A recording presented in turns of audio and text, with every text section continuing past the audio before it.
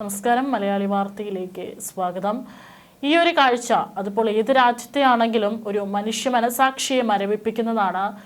150ഓളം പിഞ്ചു പെൺകുട്ടികളുടെ മൃതദേഹം അടക്കാനായിട്ട് കൂട്ടക്കുഴിമാടം ശവക്കുഴി തോണ്ടുന്ന കാഴ്ചയാണ് കാണുന്നത്.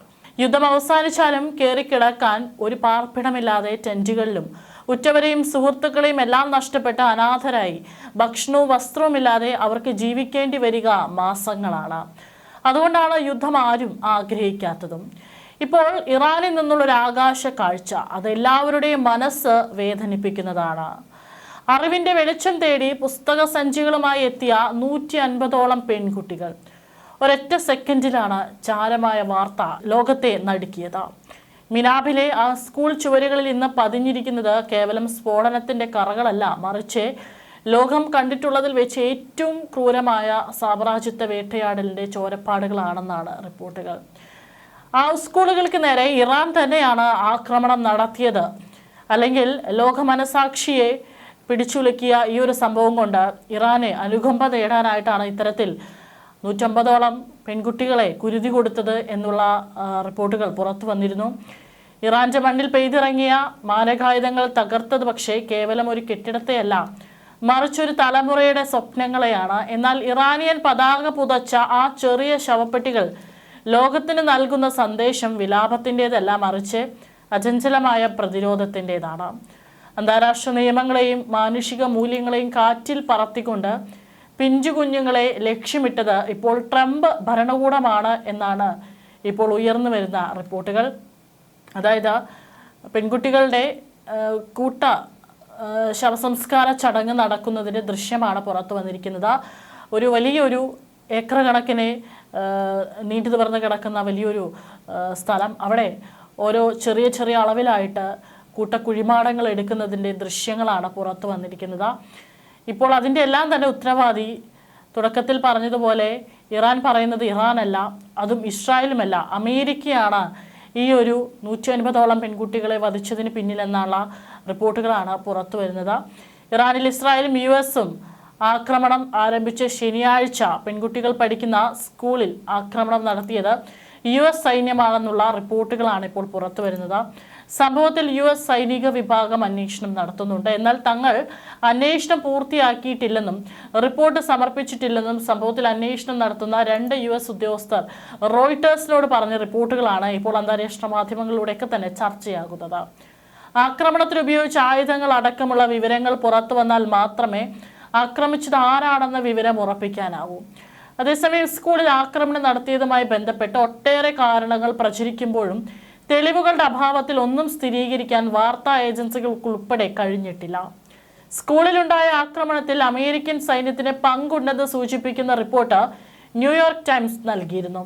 സ്കൂളിന് സമീപത്തുള്ള ഇറാൻ റവല്യൂഷണറി ഗാർഡിന്റെ നാവിക താവളത്തിൽ US ആക്രമണമുണ്ടായ അതേ സമയത്താണ് സ്കൂളിലും മിസൈൽ പതിച്ചത്. US അബദ്ധത്തിൽ സ്കൂൾ ആക്രമിച്ചെന്നായിരുന്നു മാധ്യമ റിപ്പോർട്ട്. ഇറാൻ സ്കൂളിലുണ്ടായ ആക്രമണത്തിൽ സൈന്യം അന്വേഷണം ആരംഭിച്ചതായി US പ്രതിരോധ സെക്രട്ടറി പീറ്റ് ഹെക്സത്ത് ബുധനാഴ്ച പറഞ്ഞിരുന്നു. എന്നാൽ സ്കൂളിൽ ആക്രമണം നടത്തിയത് ഇറാൻ തന്നെയാണെന്ന് നേരത്തെ US വാദിച്ചിരുന്നു. 150ലധികം കുട്ടികൾക്കാണ് ആക്രമണത്തിൽ ജീവൻ നഷ്ടമായത്. സ്കൂളിന് നേർക്കുണ്ടായ ആക്രമണത്തിൽ UN മനുഷ്യാവകാശ കമ്മീഷൻ അടക്കം അപലപിച്ചിരുന്നു. ന്യായീകരിക്കാനാവാത്ത കുറ്റമെന്നാണ് മനുഷ്യാവകാശ കമ്മീഷൻ അപലപിച്ചത്.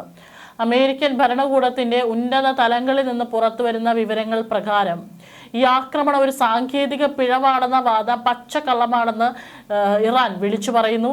പേര് വെളിപ്പെടുത്താൻ ആഗ്രഹിക്കാത്ത US ഉദ്യോഗസ്ഥർ തന്നെ സമ്മതിക്കുന്നത് കൃത്യമായ ലക്ഷ്യത്തോടെയാണ് ഈ ആയുധങ്ങൾ ഉപയോഗിക്കപ്പെട്ടത് എന്നതാണ്. ലോകത്തിലെ ഏറ്റവും അത്യാധുനിക ആയുധങ്ങൾ എങ്ങനെയാണ് ഒരു പെൺ പള്ളിക്കൂടത്തെ ലക്ഷ്യം വെച്ചതെന്ന ചോദ്യത്തിന് മുന്നിൽ മറുപടിയില്ലാതെ വൈറ്റ് ഹൗസ് പതറുകയാണ്. പ്രതിരോധ സെക്രട്ടറി പീറ്റ് ഹെക്സത്ത് അന്വേഷണം എന്ന പേരിൽ സമയം നീട്ടിക്കൊണ്ടു പോകുമ്പോൾ ഇറാനിലെ സാധാരണക്കാരെ ഭയപ്പെടുത്തിക്കൊണ്ട് ആ രാജ്യത്തിന്റെ പ്രതിരോധത്തെ തകർക്കാനുള്ള അമേരിക്കയുടെ സൈക്കോളജിക്കൽ വാർഫെയർ തന്ത്രമാണ് അവിടെ അരങ്ങേറുന്നത് എന്നാണ് ഇറാൻ വാദിക്കുന്നത്. എന്നാൽ ഭയപ്പെടുത്തി കീഴ്പ്പെടുത്താമെന്നത് സാമ്രാജ്യത്വത്തിന്റെ വ്യാമോഹം മാത്രമാണെന്ന് ഇറാൻ വിളിച്ചു പറയുന്നു. പടിഞ്ഞാറൻ ഇറാനിലെ മിസൈൽ കേന്ദ്രങ്ങളെ ഇസ്രായേൽ ലക്ഷ്യവെക്കുമ്പോൾ തെക്കൻ തീരദേശ മേഖലകളിൽ അമേരിക്കയാണ് മരണം വിതയ്ക്കുന്നത്.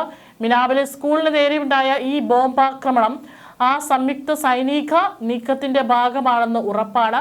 ബഹ്റൈൻ അടക്കമുള്ള ഗൾഫ് രാജ്യങ്ങളിൽ ആക്രമണം രൂക്ഷമാക്കിക്കൊണ്ടിരിക്കുകയാണ് ഇറാൻ. ആ സമയം തന്നെ ഇറാന്റെ ഭാഗത്തു നിന്നും ഒരുപാട് ജനങ്ങളാണ് മരിച്ചു വീഴുന്നത്. മനാമയിൽ പാർപ്പിട സമുച്ചയങ്ങൾക്ക് നേരെയും 2 ഹോട്ടലുകൾക്ക് നേരെയും ആക്രമണമുണ്ടായി. ആളപായമില്ലെന്നും അതേസമയം സാരമായ നാശനഷ്ടങ്ങൾ ഉണ്ടായെന്നും ആഭ്യന്തര മന്ത്രാലയം അറിയിച്ചു. ബഹ്റൈനിലെ തന്നെ മാ അമീറിൽ ഇന്നലെ ഇറാൻ നടത്തിയ മിസൈൽ ആക്രമണത്തിലും എണ്ണ ശുദ്ധീകരണശാലയ്ക്ക് തീപിടിച്ചിരുന്നു. അതിനിടെ ഇറാൻ തൊടുത്ത 3 ബാലിസ്റ്റിക് മിസൈലുകളെ ഫലപ്രദമായി പ്രതിരോധിച്ചുവെന്ന് സൗദി അറേബ്യ പ്രിൻസ് സുൽത്താൻ വ്യോമതാവളം ലക്ഷ്യമിട്ടെത്തിയതായിരുന്നെന്നും ഇവയെന്നും സൗദി പ്രതിരോധ മന്ത്രാലയം എക്സ് പോസ്റ്റിലൂടെ അറിയിച്ചു. ഇറാനെതിരെ US കനത്ത തിരിച്ചടി നൽകുകയാണെന്നും ഇറാന്റെ ബാലിസ്റ്റിക് മിസൈൽ ആക്രമണം 90% കുറഞ്ഞുവെന്നും ഡ്രോൺ ആക്രമണത്തിൽ 83% കുറവുണ്ടെന്നും US central command head Brad Cooper പറഞ്ഞു. ഇറാൻ നേവിക്കെതിരെയുള്ള ആക്രമണം അമേരിക്ക കൂടുതൽ കടുപ്പിക്കുകയാണെന്നും ഇതുവരെ ഇറാന്റെ 30 കപ്പലുകളെങ്കിലും US തകർത്തുവെന്നും ഡ്രോൺ കാരിയർ ഉൾപ്പെടെ ഇക്കൂട്ടത്തിൽ ഉൾപ്പെടുന്നുണ്ടെന്നും ബ്രാഡ് കൂട്ടിച്ചേർത്തു. പുനർനിർമ്മിക്കാൻ കഴിയാത്ത വിധം ഇറാന്റെ ബാലിസ്റ്റിക് മിസൈലിന്റെ അടിത്തറ തകർക്കണമെന്നാണ് പ്രസിഡന്റ് ട്രംപ് നിർദ്ദേശം നൽകിയിരിക്കുന്നതെന്നും ഭാവിയിൽ മിസൈൽ ഉണ്ടാക്കാനുള്ള ശേഷി ഇറാൻ ഉണ്ടാകില്ലെന്നും അദ്ദേഹം കൂട്ടിച്ചേർത്തു. അമേരിക്കയുമായി ഇസ്രായേലുമായുള്ള യുദ്ധം തീവ്രമാകുന്ന സാഹചര്യത്തിൽ ഏത് തരത്തിലുള്ള സൈനിക നീക്കത്തെയും നേരിടാൻ ഇറാൻ പൂർണ്ണ സജ്ജമാണെന്നാണ് ഇറാനിയൻ വിദേശകാര്യമന്ത്രി അബ്ബാസ് അറാഗ്ചി വ്യക്തമാക്കിയത്. അമേരിക്കൻ സൈന്യം ഒരു കരയുദ്ധത്തിന് മുതിർന്നാൽ അത് അവർക്ക് വലിയ ദുരന്തമായി മാറുമെന്നും അദ്ദേഹം റിപ്പോർട്ട് ചെയ്തു. നിലവിലെ സാഹചര്യത്തിൽ വെടിനിർത്തലിനോ അമേരിക്കയുമായി നയതന്ത്ര ചർച്ചകൾക്കോ ഇറാൻ ഉദ്ദേശിക്കുന്നില്ലെന്നും അദ്ദേഹം പറഞ്ഞു. അതായത് 2 രാജ്യങ്ങൾ തമ്മിലുള്ള ഏറ്റുമുട്ടലുകൾ ഇപ്പോൾ ആഗോള സംഘർഷങ്ങൾക്ക് വലിയ ഇടവെച്ചിരിക്കുകയാണ്.